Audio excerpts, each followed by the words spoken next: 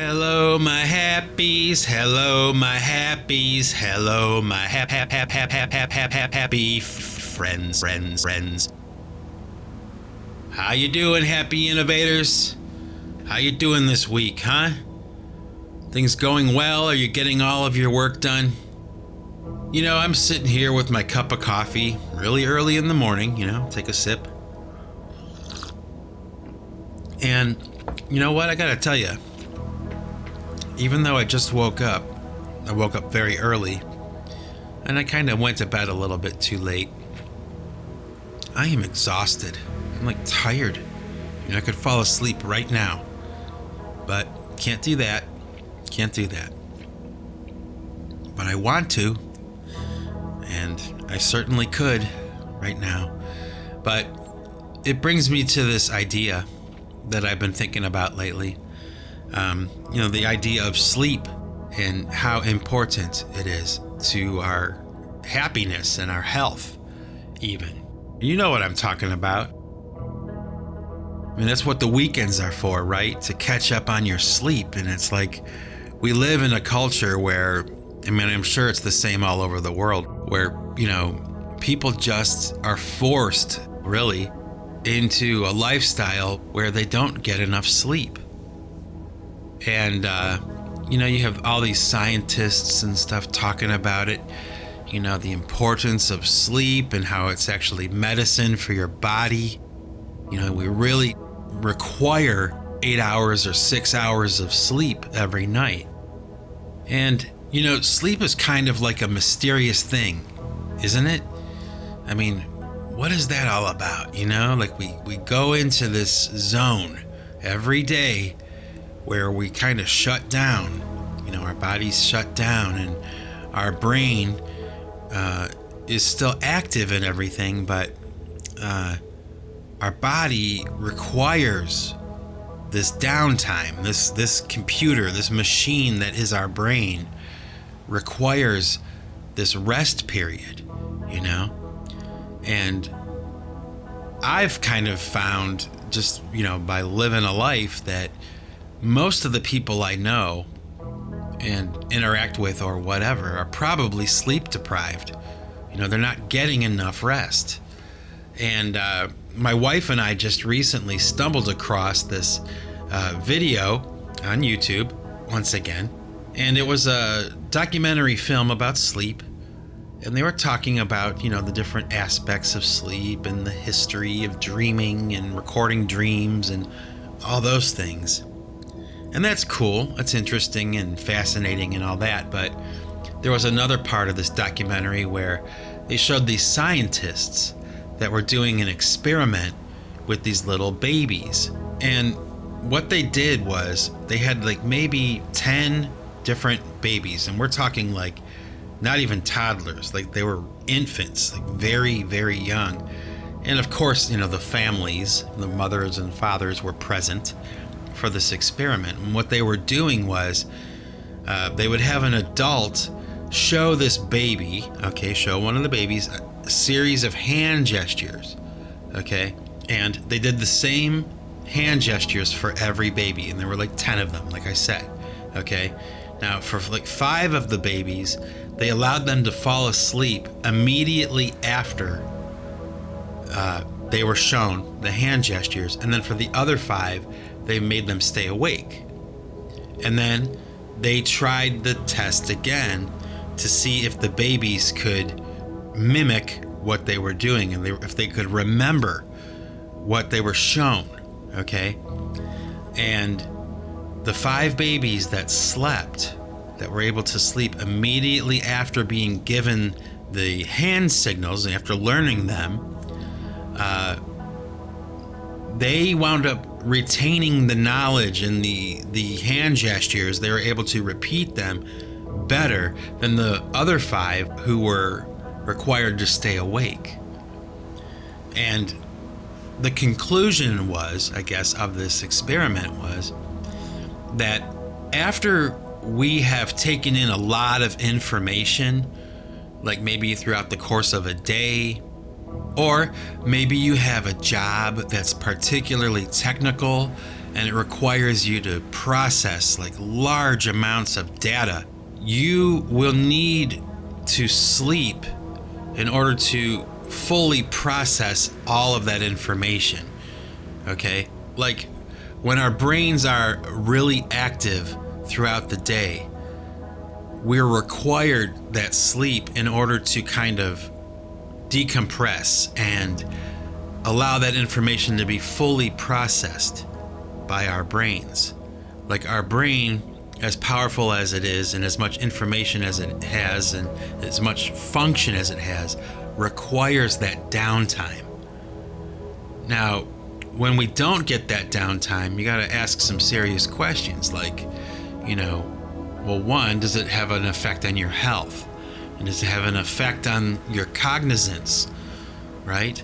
I mean, I would imagine that it does. And according to these scientists in this documentary I watched, it's extremely important. Sleep is such a major and necessary thing.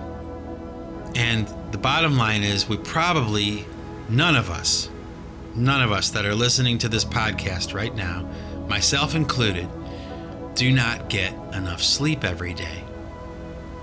Of course, I'm saying this as I'm drinking a large cup of coffee and I just woke up in the morning and I really, really just want to lay down and go to sleep. I didn't get enough sleep. I didn't get enough. I can tell. I'm half of myself right now. But anyway, that's food for thought now, isn't it? The importance of sleep. Oh man, if you have the opportunity, you should probably sleep as much as you possibly can. Get as much rest. Let your body, let your brain relax and do its thing, because that's amazing, isn't it? Like even after we fall asleep, we're not conscious, but our brain is still going, man. It's still doing something, It makes me kind of think about that whole artificial intelligence thing, the movement for AI and everything. They talk about how they're trying to, make a computer version of the human brain. Man, I don't know. I don't think it's ever going to happen. I mean, they might be able to make a computer that can process large amounts of data like that our brain couldn't or whatever, but they'll never make something as complicated as the human brain. I don't think so. So anyway, I wanted to share a little story with you that I think is kind of funny. It's not really important or anything. It's just, a funny little story. But a long time ago, man, probably about 10 years ago now, or even longer than that, my wife and I had decided we wanted to try our hand at gardening, So I went ahead and, sectioned off a piece of our property that was maybe 15 feet by 15 feet, like a little square, and I made a fence around it and everything because where we live, there's a lot of wild animals and stuff. And, you have to kind of put a fence up around your garden. Otherwise, it's not uncommon for like deer to be able to like jump into your garden and, clear it out and then jump out. So you have to kind of make a fence that's a little bit taller. And, we have all kinds of animals that come through. So, I put this fence up around our garden and we had our garden and everything was great. And we did it that way for maybe a couple of seasons, a couple of summers. We would grow vegetables like tomatoes, really great heirloom tomatoes and carrots and corn. And what else did we grow? Scallions we grew, pumpkins. I mean, it was really a nice little setup. And we maybe had like 3 different varieties of tomatoes and stuff. And the property that we were gardening on had previously been a horse farm, if you can imagine that. So the soil that we were planting in was probably the most fertile soil we'll ever see in our lifetime. And this garden just kicked ass. I mean, it just had like, so much good food coming out and was generating so much good food. And it was like because the soil was robust and everything. And in typical, Mike Bostwick fashion, I decided, well, okay, we got a 15 by 15 garden right now. What if next summer I go ahead and make the garden bigger? Like, let's go bigger, So I did, I turned over all the soil. I, took the fence down that I had made and kind of amended it with this new, larger fence that I was making. So we went from a 15-foot by 15-foot patch to probably about, and I'm not kidding, 40 to 60 foot, okay? I went big. And, I paid attention to details like digging like a little trench around the perimeter of the fence and filling it with rocks and then covering that with dirt so that, rabbits couldn't dig under the fence and get into the garden, right? You follow me? So, it took me about 2 months to get this fence up and done and get it ready for summer and everything. And so I finished the fence, right? And this is why I'm bringing it up, because I think it's really funny to me, after spending months of, back-breaking, 90-degree days, digging this garden and getting the fence set and getting everything ready, right? I sit down on my porch, the work is done, have a big old tall glass of something cold to drink and just sit on the porch, admiring my work, and lo and behold, right in front of my eyes, this tiny, tiny little bunny rabbit hops up to the edge of the fence, kind of like sniffs a little bit, and then it just bops right through the fence, right into the garden. I'm sitting there watching it. I just finished all this work, and sure enough, this little bunny goes bouncing into my garden. That's the story of my life, man. But I did remedy that problem immediately by just getting a little bit of chicken wire and running that along the very base of that fence that I had made, and we were all set. But isn't that funny? Like, I did all this work and due diligence and making sure I paid attention to all the details, trying to make it foolproof. And, I'm not even finished with it for an hour. And this little rabbit just bounces right in there. Hilarious. Anyway, not too long ago, my wife and I stumbled across this video of this man named Jordan Peterson. I've talked about him before. He's a really good speaker. He's kind of challenging a lot of different things, a lot of different ideas. And I know here in America, he's a very political or politicized character. But in my house, not so much. I don't really care about the politics. I care more about his insights. He's a very intelligent person and a clinical psychologist. You can Google him, look him up, or if you haven't heard of him already, he's on the top of the bestsellers list, and with his new book, and 12 Rules for Life. And it's just kind of like, he's kind of a guru for people nowadays in a way, like especially for younger people who are trying to kind of sort their lives out and kind of figure out which direction to take in their life, So we stumbled across this video by him, and we've watched many, many, many videos of his, and they're all worth watching, okay? But he was talking about this idea of encouragement, and it really got me to thinking about it a lot, basically what he was kind of saying was that most of the people that he meets that come up to him, and there are many, many people, that revere him as like a hero. He's saved their lives. He changed their lives with his information and with his suggestions, He's a very intelligent, wise man, and people, wow, when they get a little taste of wisdom from somebody, they hold it real close because it's really hard to find, And he's one of those people, in my opinion.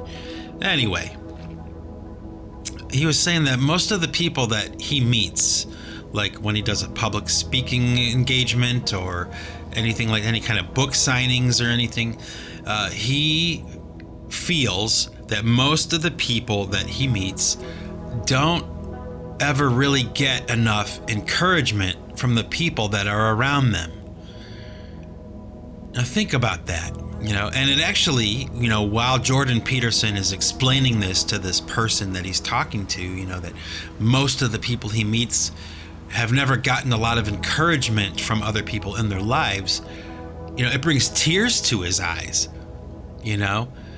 because like his message is encouraging people, he wants to give them confidence and, help them kind of get their lives in order, because sometimes people need a little bit of help like that, myself included, it's necessary, it's a necessary thing, to get your life in order, right? Sometimes you need a little bit of encouragement. And I thought about that. Like, who in my life was encouraging me, Because, my wife asked me not too long ago. In fact, we were kind of asking each other, really, what motivates you to do what you're doing? I can speak for myself, okay? That ever since I was really young, when I say really young, I mean like 5 years old, I knew what I wanted to do with my life. I mean, I really did. I was single-minded ever since I was little. And, I knew I wanted to be a musician. That's what I wanted to do.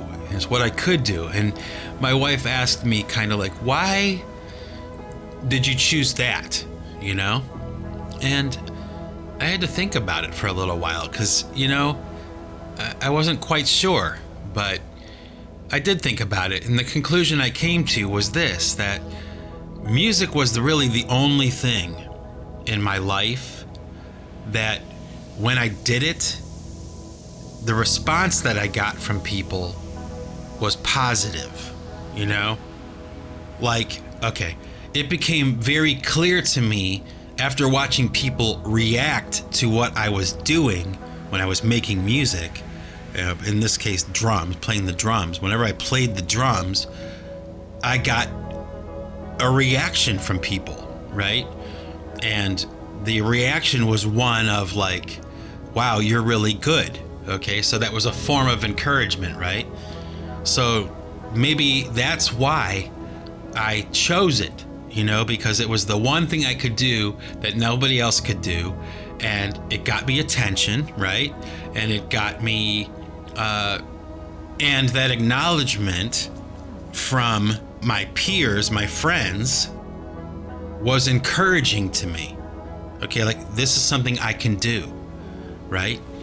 And, as we thought about it and talked about it, my wife and I, I never really have ever had to be told, Mike, you need to like get busy and make music. Like it was just always something I did.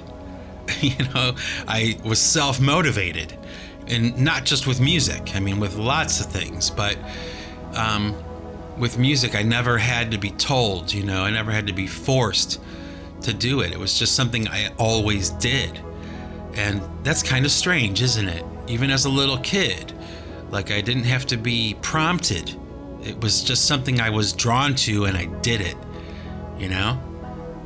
It's kind of a cool thing to think about. And, okay, so yeah, in the early days, when I first was figuring out that I could play music or make music, and the reaction I got from people was positive, well, that's good for like how I got started, but what made me keep going, for 40 years? Like, what is the motivation here, And to be honest with you, I don't really know. I don't really know. I don't. I like to make music, right? But, when I was younger, I have this memory, of this contest we had at my school.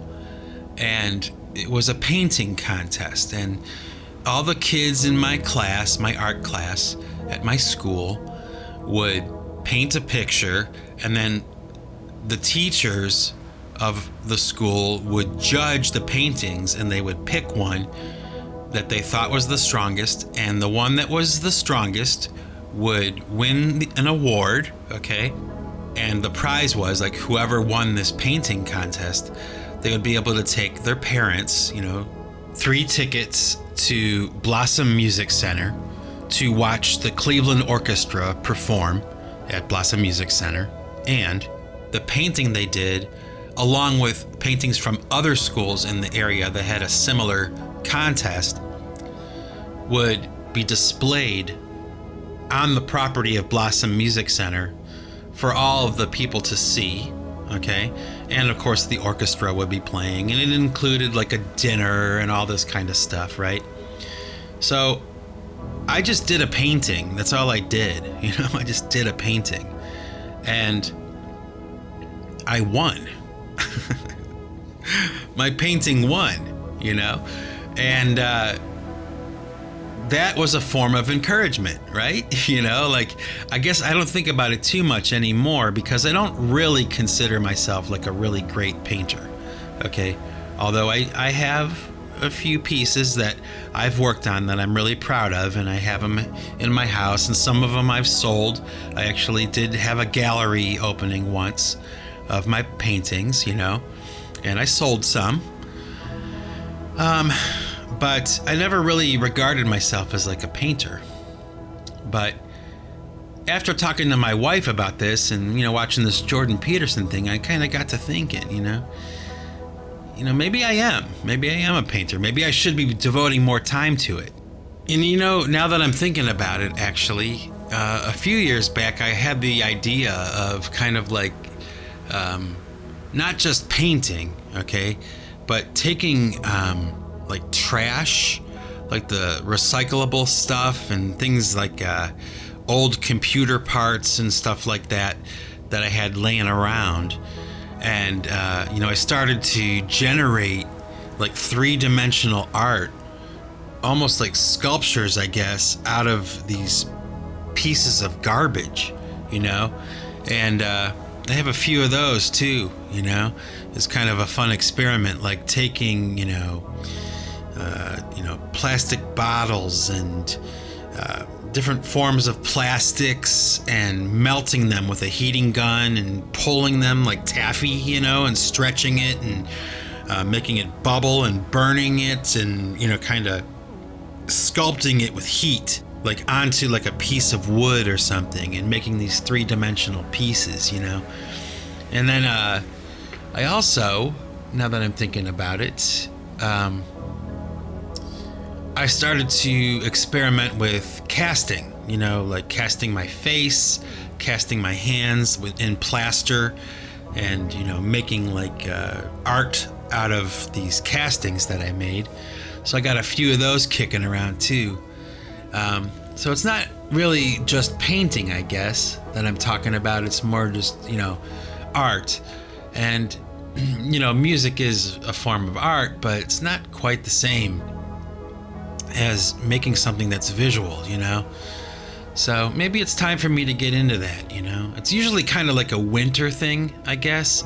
My wife always says that to me anyway. Like when the snow starts to fly, she'll go, "Oh, it's time for you to do your painting. It's painting season, But the more I think about it, the more I think I might get into it again, like now. I might do it now, Kind of got the itch a little bit, but like, I have so much stuff that I'm doing and so much stuff that needs to get done. Like I can't get enough of it done in a day. So I don't know, maybe that's why, it's easier for me to kind of set that kind of artistic thing aside, and focus on the tasks at hand. But I don't know, maybe there's some value in that. I have to kind of think about that a little bit more, Maybe you're the same way, maybe you do things that are creative and it's done like in seasons, or you have a certain time or a certain environment you need to be in. And oh my gosh, isn't that the most important thing, is your environment when you're a creative person and you're making things like music or art or anything like that. At least as far as I'm concerned, the environment is everything, You have to have the right mood and the right feeling and the right lighting and the right room and the right motivation, and apparently, the right encouragement, and, actually now that I'm thinking about it, when I was, when my wife asked me, like, what motivates you to keep doing all this stuff you're doing? Like, why are you drawn to this? Why do you gravitate towards the music all the time? I mean, it's even like, when I'm supposed to be doing something else, I always make time to come into my studio and do something, no matter what's going on, no matter where I am. Even when I went to Las Vegas, I had to have something I was doing that would contribute to the work I was doing when I got back home. Like I was always doing something, always adding to it, always capitalizing on every opportunity, to have something to build off of or use somehow to pull into the music.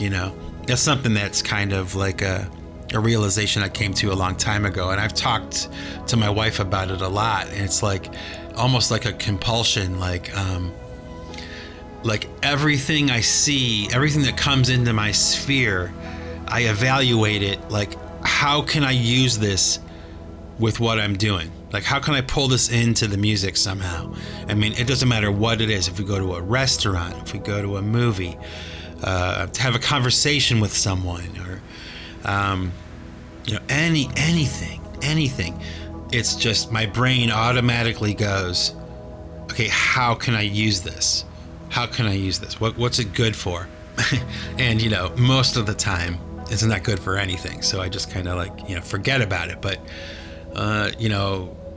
it's kind of like this compulsion to just, like, it's so important to me, So everything I see, everything I do, somehow, how can I work this in? What can I use this for? What would it be good for? Like, I'll be walking through a store, a thrift store, and I'll be looking at everything and like, what can I use this for? Like, how can I make this into something for the robot videos that I make? Or how can I use this for something I'm recording or whatever? Like, it's my nature, kind of a fun thing to think about, I don't know. Is it the same for you? Is it the same for you? Is it, is your creative endeavor, whatever it is, you happy innovators, is it, is it something that's in the front of your mind at all times? Is it the center? Is your creative energy like the center of your existence, like it is for me?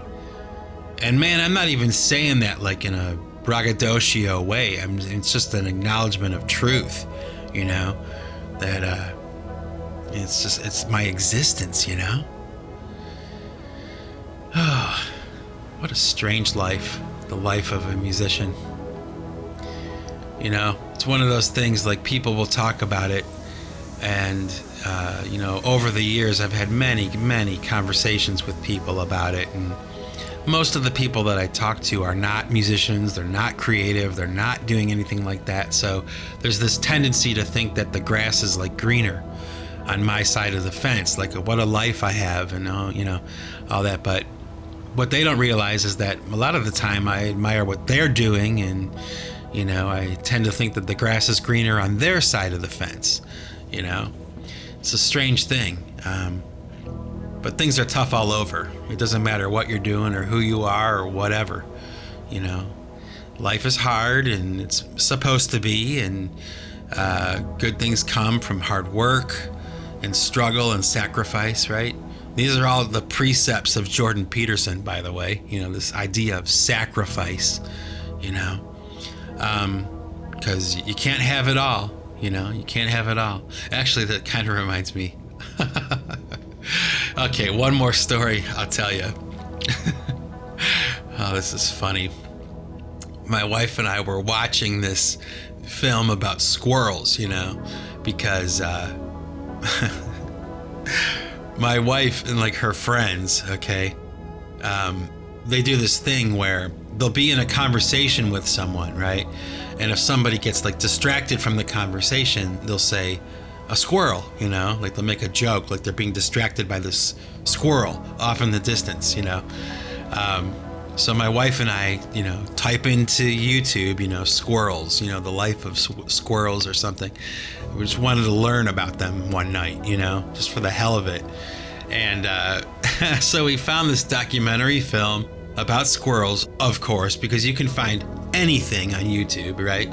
Except for, dissent and, flat earth movement. You can find squirrels, but you can't find, certain political issues. This is the world we live in.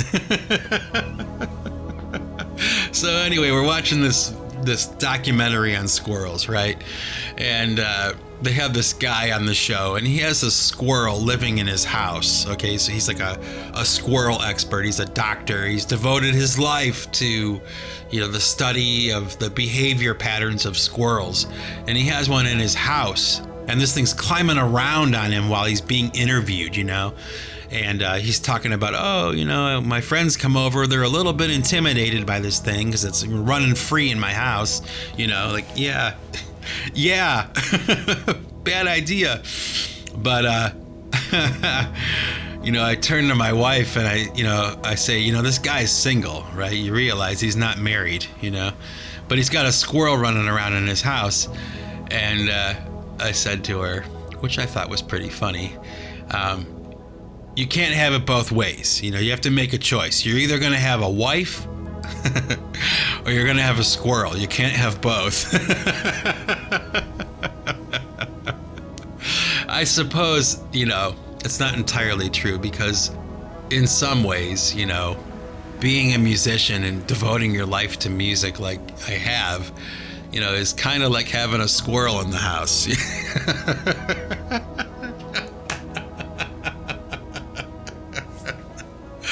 Oh my gosh, it's true, isn't it? It's true. It's a form of a squirrel in my house. My wife and I always, make the joke, jokingly, at least I'm joking when I say it. We refer to my music career as like my spinning plates. She married this,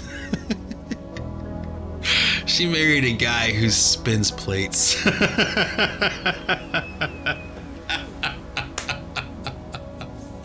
Oh, you gotta love that woman, man. She just puts up with so much stuff, over the years. Oh, she'll be able to write a book when it's all over, just the different things that, these different ideas that I've hatched over the years, like anything from, making songs to, 3D garbage sculptures. Casting my face in plaster. My wife is the one who actually helps me with this stuff. It's like Wallace and Gromit, we actually joke about that too. Like I'll refer to her as Gromit, like she's my compadre, like my, when I need help, making a plaster cast of my face.